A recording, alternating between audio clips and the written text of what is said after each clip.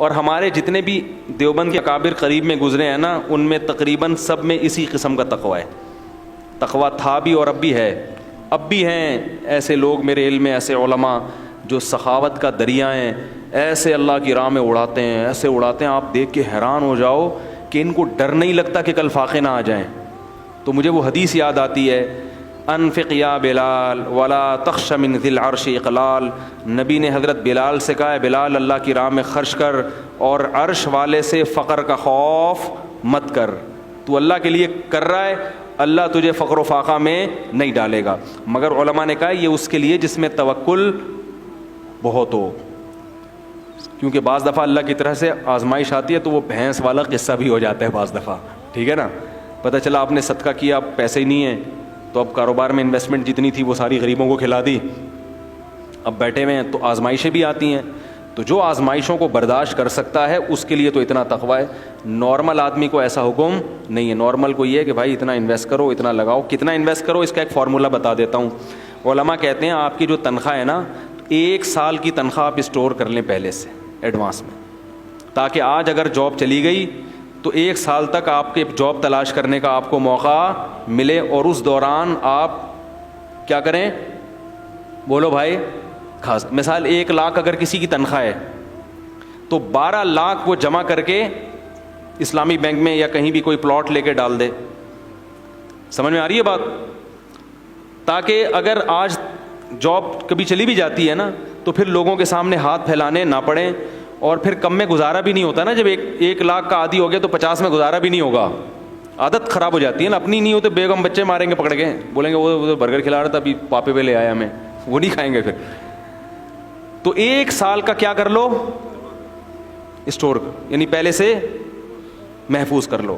اتنا توکل، یعنی اتنا توکل بھی اس زمانے میں ٹھیک نہیں ہے کہ بالکل 1 روپیہ بھی نہ جمع کرو.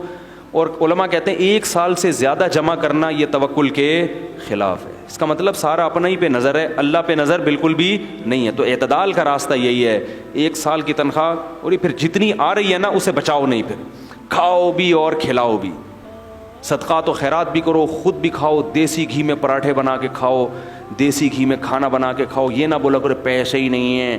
بیان کرنا آسان ہے دیسی گھی پر، اور دیسی گھی کے مشورے دینا آسان ہے. جب خرید کے لاؤ تو پتہ چلتا ہے. میں جن لوگوں کو مشورے دیتا ہوں نا دیسی گھی کے، ان کے 1-1 کروڑ کے پلاٹ ہیں بیریا ٹاؤن میں. نہیں آ رہی بات سمجھ؟ اور میرا 1 بالش کا بھی پلاٹ.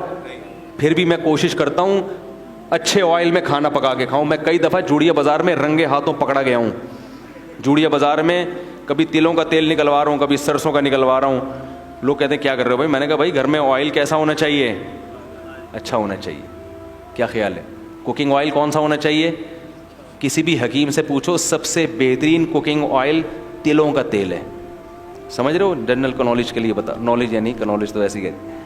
یہ میں اس لیے بتاتا ہوں، دیکھو میرے پاس ایک میڈیا ہے نا، تو اس کے ذریعے بات پوری دنیا تک پھیل جاتی ہے. تو اپنا تجربہ شیئر کرنا چاہیے نا.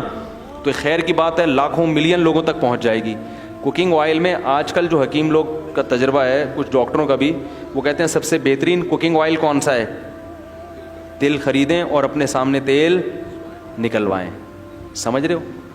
پھر اس میں کھانا پکا کے کھائیں. تو وہ کیلشیم بہت ہے اس میں، ہڈیاں مضبوط ہوں گی. کینسر کے خلاف جسم میں مدافعات پیدا کرتا ہے. بچوں کو جو بستر پہ پیشاب نکل جاتا ہے نا بچوں کا، ان کو تیل کھلایا جاتا ہے.